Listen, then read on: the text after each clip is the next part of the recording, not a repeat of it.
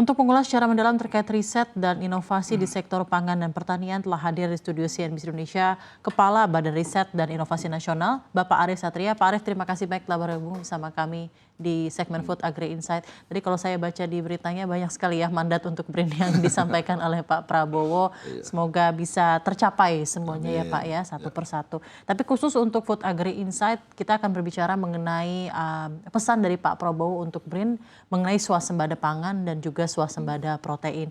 Yang ingin saya tanyakan kepada Pak Arief, bagaimana BRIN melihat ketahanan pangan nasional Indonesia saat ini, terutama di tengah volatilitas iklim, geopolitik global, itu dulu mungkin untuk membukanya. Saya kira variabilitas iklim menjadi faktor yang harus diantisipasi ya, karena setiap kenaikan 1 derajat Celcius, maka penurunan produksi beras itu bisa sampai 10 hingga 20%. Belum lagi produksi kopi, produksi susu, produksi daging sapi. Jadi climate change ini menjadi benar-benar masalah serius.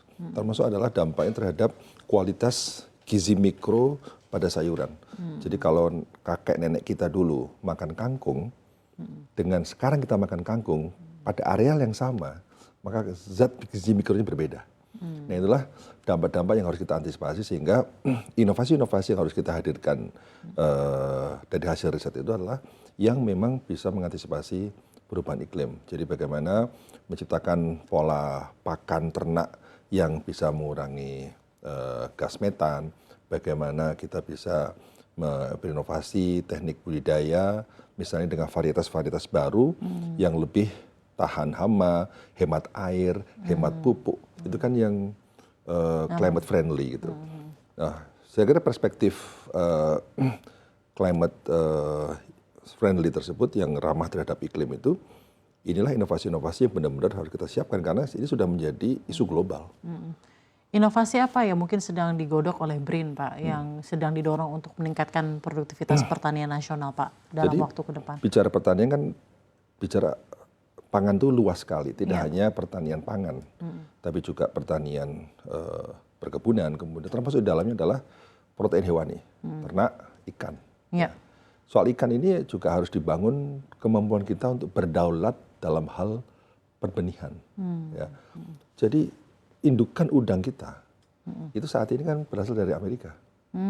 Kita nggak punya kemandirian dalam indukan udang, sehingga tidak ada cara lain selain dari sekarang kita membangun yang disebut sebagai broodstock center, pusat indukan yang kemudian bisa menghasilkan benih-benih unggul yang bisa kita manfaatkan sendiri. Tapi kalau selama ini kita tergantung dari luar, ya saya kira masa depan kita akan kurang kuat ya karena ketergantungan itu. Sehingga satu kemandirian benih, kemandirian indukan, kemudian juga riset-riset lain terkait dengan soal teknik budidaya. Jadi petani itu kan ketika mendapatkan varietas baru, itu butuh pendampingan karena setiap varietas baru butuh teknik budidaya yang baru. Betul. Jadi tidak bisa ada varietas baru unggul hebat dan sebagainya, tapi kemudian ketika ditanam dengan cara dengan varietas sebelumnya, itu maka hasilnya hasilnya sangat minimal. Sehingga ini perlu riset, inovasi dan pendampingan petani. Itu harus komprehensif. Itu menarik sekali ketika Anda berbicara mengenai pendampingan petani ya. Jadi kan dalam hal riset itu pusatnya ada di BRIN dan lain-lain. Tapi tadi saya ingin tanyakan kepada Anda, bagaimana BRIN memastikan agar riset-riset ini itu bisa benar-benar diimplementasikan ketika akhirnya sampai ke petani, ketika akhirnya sampai ke nelayan dan lain-lain. Sejauh mana gitu kontribusi BRIN untuk mengawal implementasi suksesnya hasil riset dari BRIN tersebut, Pak? Saya kira BRIN tidak hanya mengurusin BRIN itu sendiri. Riset-riset yang kita konsolidasi kan riset-riset seluruh Indonesia. Bukan hanya milik BRIN, tentu milik BRIN harus ya. Yang kedua adalah milik perguruan tinggi dan lembaga-lembaga riset, sehingga kita yang kita bangun adalah ekosistem riset inovasi nasional. Sumber riset bisa dari manapun. Nah, kita sekarang sedang mendorong agar tema-tema riset itu tema-tema yang dihasilkan dari proses dialog dengan user.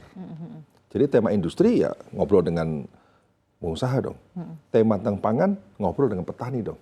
Ya. Apa masalahnya yang harus kita selesaikan? Jadi kemudian ngobrol dengan kementerian karena kementerian punya target-target tertentu.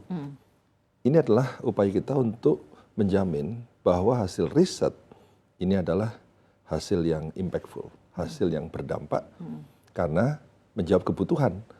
Dan kita mendefinisikan kebutuhan dengan tepat. Karena apa? Ada komunikasi. Sehingga saya kira problem komunikasi dunia penelitian dengan dunia industri, dunia penelitian dengan dunia pengambil kebijakan, dunia penelitian dengan masyarakat, ini harus kita sempurnakan.